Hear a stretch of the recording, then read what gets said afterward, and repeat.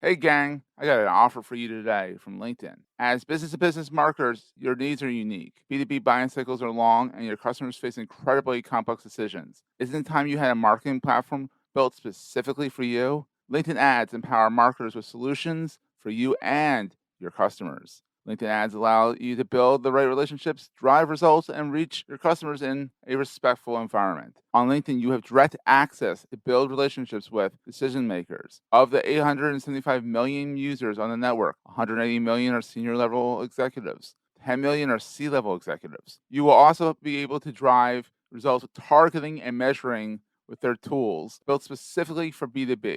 And best of all, they work. Audiences exposed to brand messages on LinkedIn are 6 times more likely to convert. LinkedIn ads also rank #1 for security, community, and ad experience as part of the Business Insider's Digital Trust Study. Make B2B marketing everything it can be and get a $100 credit. It's a $100 credit on your next campaign. Go to linkedin.com/MPN to claim your credit. It's linkedin.com/MPN. Terms and conditions apply. Entrepreneurs Enigma is a podcast for the ups and downs of entrepreneurship. So the wins and the fails that we all face being entrepreneurs, and how we learn from adversity. Every week I talk to a different entrepreneur with a story to tell. I'm Seth Goldstein. Come with me on the journey. This is Entrepreneurs Enigma. Let's get started.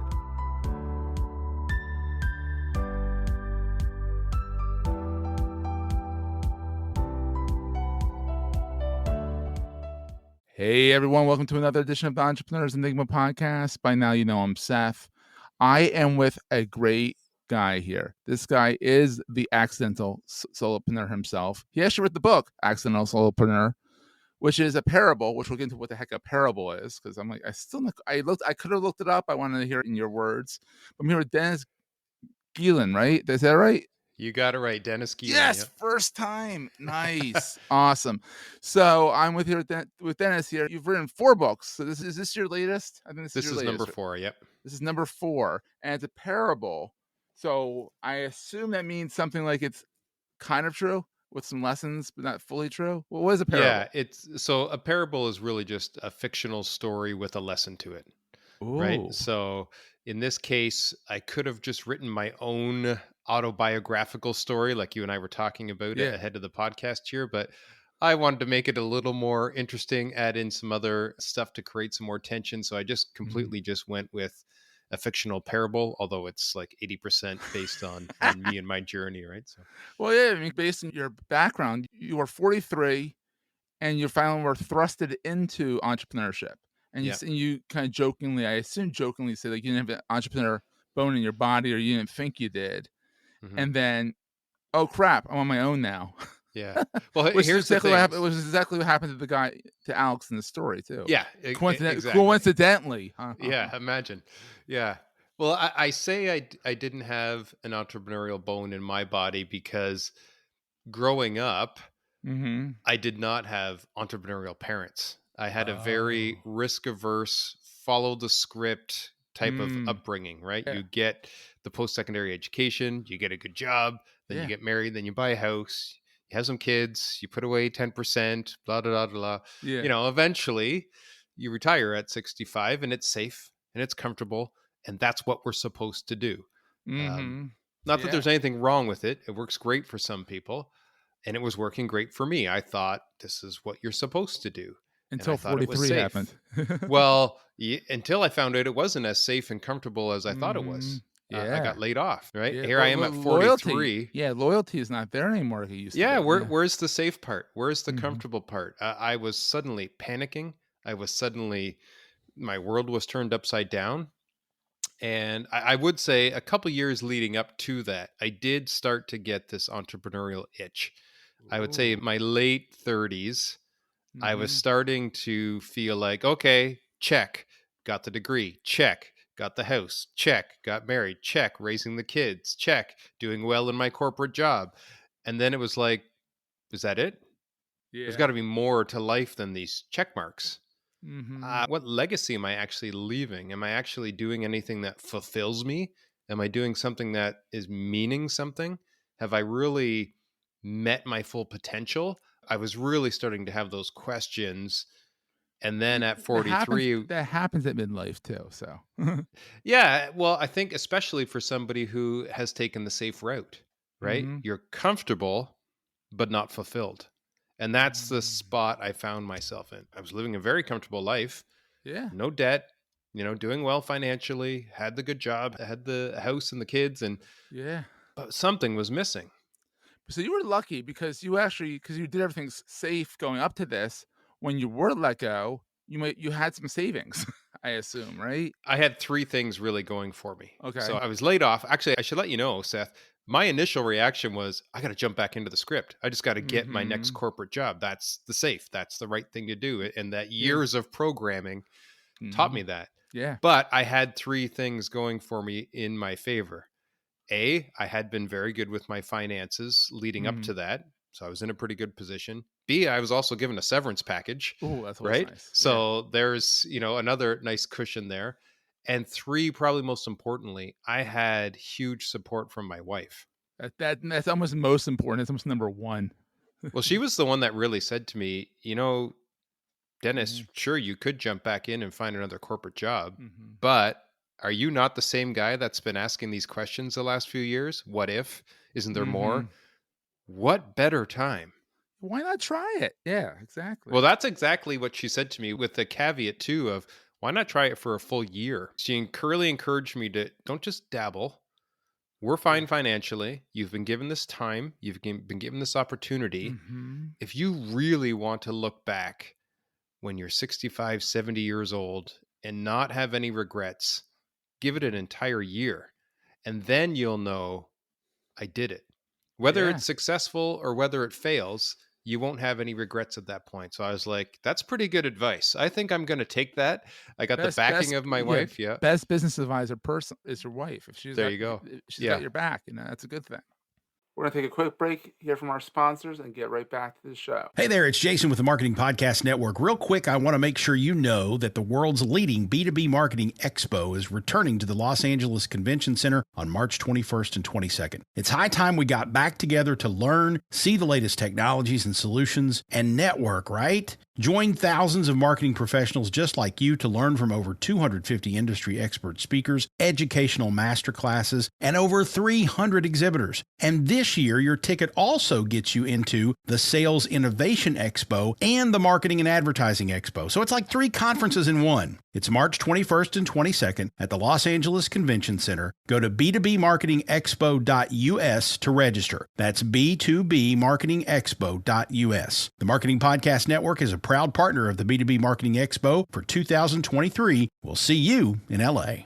Yeah. So those 3 things are in my That's corner awesome. already. So that was really the jumping off point for me. All right, so I'm gonna jump into these are the 3 big questions of the show. What's the best thing since being thrusted into entrepreneurship? Because, you might have wanted to do a side hustle first, whatever. You didn't. You were like, "I'm in it." What's the best thing about that you found being an entrepreneur versus being an cog? Yeah. I would say it humbled me and in a Mm, good way. yeah. Initially, I was very prideful and naive. I was like, I got 20 plus years in the corporate world. No problem. I'll start a Mm. business. I'll just announce to the world that I'm a consultant Sounds and like Alex. yeah, clients will line up at my door, right? It sounds familiar from the book. Yeah. I soon found out, holy smokes, I have a lot to learn about starting and growing a business. Yeah, I it had kicks you in no the butt real experience fast, in, yeah. yeah, I didn't have a background in branding and marketing and Mm. sales. My background was all on the operations side, Oh, wow, yeah. right? I knew what to do once I landed a client. I had no idea how to land Mhm. a client. Oh, So I yeah, quickly became humbled yeah, and it forced me to get outside my comfort zone. Luckily, I like to learn. So I dove that's a in good and thing. started learning as much as I can about branding, marketing, sales. And that was exciting for me. That's fantastic. So what is awesome then on the flip side, what's the scariest thing? Which you kinda answered already, but what's the scariest thing about being an entrepreneur? It's all on your shoulders. And that really hit home for me probably maybe the second week after I had decided to start my own business. The first week it was all happiness and, oh, I'm going to do Yeah, this, I'm going to do this, and I had all shiny these objects, plans. yeah, Yep. yeah. And then the second week when I sat down on like a Monday morning, I realized, well, I got an empty calendar. Oh, no, yeah, this reality sets in. Yeah, like what should I be doing today? What is the Mhm. right thing to do? Like, I was so used to 20 plus years of working in corporate where your calendar's pretty much filled up for you. Mm. You got Yeah. your weekly meetings here, you got your reports due here, you got your one-on-ones here, you got your strategy meetings here. Suddenly, my day was not planned out for me. My week was not planned out for me. It was all on my shoulders. It's I had a so blank scary. slate, which is exciting, but holy crap, I have to come up with how do I manage all this time appropriately? That was scary.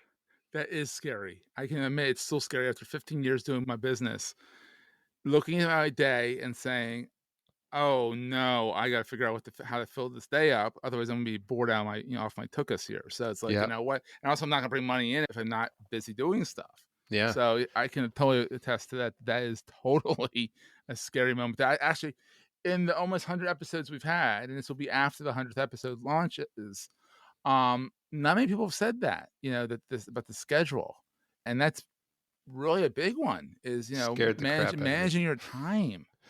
Yeah, and appropriately. I mean, I can fill my day, no problem. It's so How do easy. I fill my day appropriately and productively that's going to make the most sense and make the most impact on my business? That Yeah. was scary for me.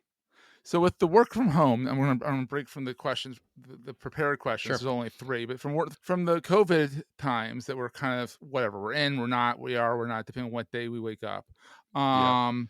How's it been? I mean, because I assume that this was what 2018 you were laid off from what you said. 2018. Yep. So that was what 3 years prior to our enforced work from home. So Yeah. you were working from home since 2018, right? I started my own management consulting company. Yes. So for a lot of my clients, I was going on site to their office Ooh, to work with them. The rest of the days I was at home. But yeah. when I was working with a client, I would be in their boardrooms meeting with Oh, so you their get the senior best. leadership. So you had the best of both worlds then, because you got out of the house. I was also doing a lot of workshops. So I would rent conference spaces and I would promote my own workshops. That was a huge lead generator for me. Oh So I put wow, on these yeah, workshops and anybody could pay to come, and it was introducing me to all these businesses in my area. yeah. That was huge. And that obviously got shut down with COVID as well. Oh, so how was that for you? I mean, these are kind of all these podcasts is like, well, how was it for you? The COVID, Yeah. how did that realign your whole idea of working from home and I because you just said you had these external events that you did. You got out of the house for crying out yeah. loud. And now Yeah. you're like, oh man, if I go out, I have to wear a mask, which of course in the Canadian winter is actually probably nice because it keeps your face warm. But other than that, you know, how was that for you? I looking back on it now, Yeah. I like to compare it to the moment when I was laid off. It was Yeah. a shocking moment. It came out of left field. Mm-hmm. Everything I had been building was now thrown out from underneath my feet. Yeah. Very similar feeling I was going through to being laid off from my corporate job. It was like, now what? I have to Mm-hmm. pivot. I have to do something different. I can't Yeah. host these workshops. I had to cancel all the ones that I had. I had a Oh, bunch of consulting engagements lined up.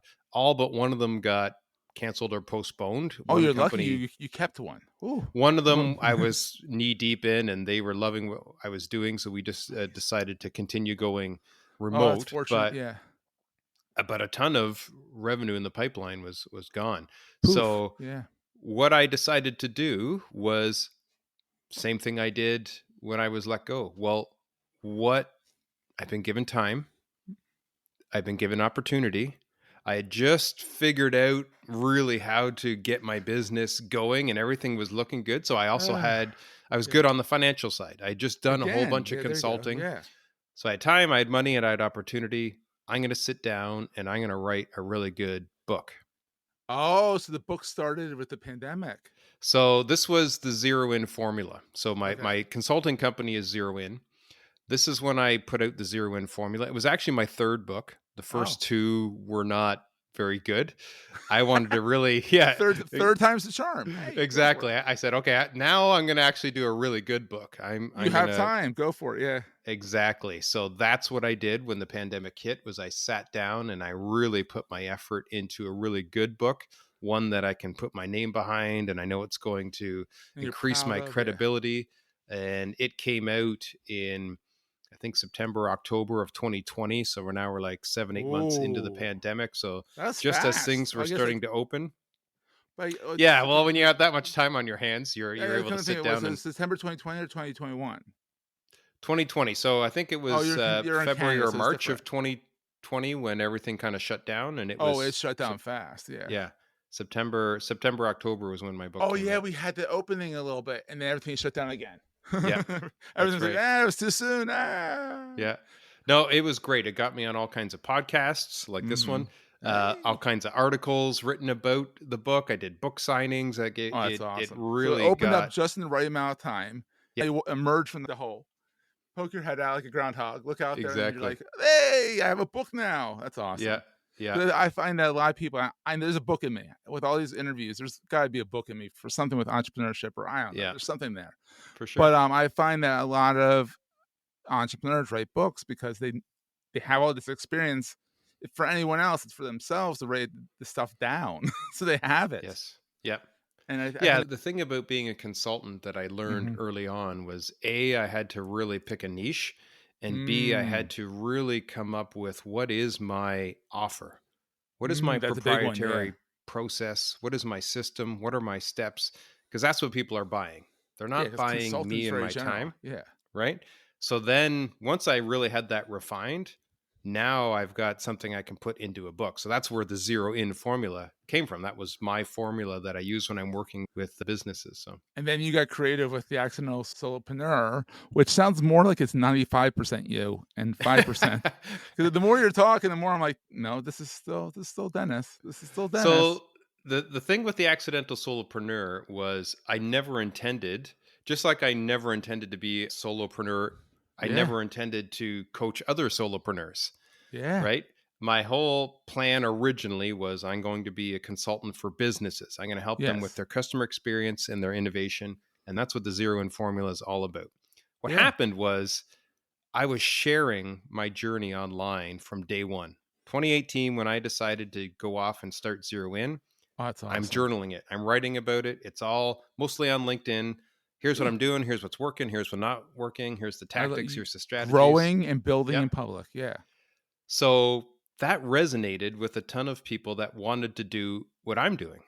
Hey, I want to start my own consulting business. Can I pick your brain for a minute? And I'm like, I really wish that all You these had people that something. were reaching out to pick my brain were actually companies that were looking to hire me as a Mm. consultant. And that was happening, but for every company that reached So out, I was there's a getting 10 pivot. individuals, right? So is it a pivot or is it an ancillary thing? Do you still do Well, consulting for being companies? a little slow on the uptake, it took me a while. I was having all these free Zoom calls with people. Hey, Here's what I did. Here's what I your network grow. suggest. Yeah. Yep. It took me a while. And then also, I was having people pick my brain about writing a book because the Zero In formula really Yeah. took off. It hit bestseller in 4 Mhm. countries. It got translated into Spanish. It got me on all these Ooh, podcasts. that's So all awesome. these people are picking my brain. The light bulb finally goes off in late 2021. Hey, I got a secondary market here. That's another niche. Right. Instead of only writing books for businesses, instead of only consulting for businesses, I can Yeah, also write a book for solopreneurs. I can also that's awesome. coach other solopreneurs. So that's where the idea of the Accidental Solopreneur book came from. It was kind of an accident as well. It was never in my plans. Oh, it's the best kind of stuff, you know. So then here's the third question. What is the most important thing to carry with you all the time? To carry with me, I would say once I realized that I had a ton to learn Mm-hmm. and I humbled myself, it was carrying that mindset. Ooh, The that's a good one. mindset of I'm always going to have a ton to learn. Every person I interact with, there's something to learn from. Mm. And I need to be gracious to share that with people coming up a couple steps behind me. So just carrying that mindset that I'm always somewhere in the middle. There's always people 2 or 3 steps ahead of me that I can Mhm. learn from. And there's always people 2 or 3 steps behind me that I can pay it forward to. That's That's what awesome. I'm trying to carry with me day to day. I guess it also helps stop imposter syndrome because you know that you're humble. Like I'm not where Bill Gates is. But I'm also not where the kids right out of college is. You're Yeah. very much not where the kids, well, you're not where the guy who just got laid off from his job is. You're beyond that, and it kind of helps with, I guess it helps with imposter syndrome. I know a lot of entrepreneurs face imposter syndrome incredibly much. I get what you're saying. Yeah, Yeah, no, I make up words all the time, so go for it. I've definitely struggled with that. And Mhm. I would say when I was about to release the book, The Accidental Solopreneur, I went through a bit of a bout of that. Who am I to put this book out? Mm. And then the number of people that have read the book It's so that have good. then reached out and went, oh my goodness, Dennis, that's my story. Oh my goodness, I wish I had read this 4 years ago. That was just this validation that, Oh, it's awesome, this yeah. book is valuable to people. And it's an easy read. It's one of those Yeah. books that you're on like, I'm halfway through the book. Granted, I have a 10-year-old child, I have a dog who has stomach issues, so that got in the way this week. This is gonna be dated right now because it's, it's not coming out for a little while, Yeah. but the book is easy to read. I read half the book in a day. It was just like, Yeah. whoa. And then in addition to that, because it is a parable, I actually learned something. It wasn't like, oh, I kind of learned the philosophical mumbo jumbo. You actually learn concrete stuff, which is really neat Yeah. because you relate to it. You learn something. It's an easy read. It's a fun read. So Okay. Dennis, where can people find you online? Let me guess. LinkedIn? LinkedIn would be the social media platform that I'm Mhm. most active on. And then my website, you can find out all about me, my book, my courses. So We'll that's have it in the just, show notes. Yeah. DennisGeelan.me. So But that's great. Dennis, thank you so much for being on the program. And we'll see everyone next week. That was a great show. Hey, if you're enjoying Entrepreneurs Enigma, please give us a review on the podcast directory of your choice. We're on all of them. And these reviews really help others find the show. Also, if you're getting value from the show and want to buy me a coffee, go to the show notes and click on the link to help me stay awake while I bring you more great episodes to your ears. That's in the show notes, and I look forward to the next episode. Take care, guys.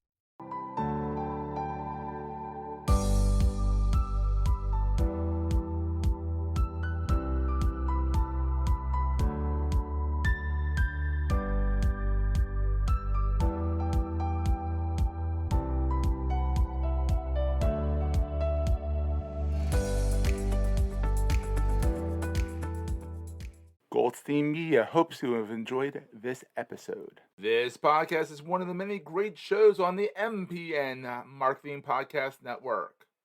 You may know you're listening to this show along the Marketing Podcast Network, but did you know there are other great shows on MPN to help your business? Neville Hobson and Shell Holtz are the legendary hosts of FIR4 Immediate Release, a great podcast. Shell, tell us what these fine folks will get when they listen. Well, Jason Neville and I have been producing FIR since January of 2005. It's the very first PR communications podcast ever. We analyze current news and trends from a communication perspective with a short episode or two each week and a longer, more in-depth show every month. Awesome. Where can people subscribe? Well, they can go to firpodcastnetwork.com. They can find the show, of course, at marketingpodcast.net or search for Immediate Release wherever you get your podcasts. You heard him, folks. Go subscribe. This podcast is heard along the Marketing Podcast Network. For more great marketing podcasts, visit marketingpodcasts.net.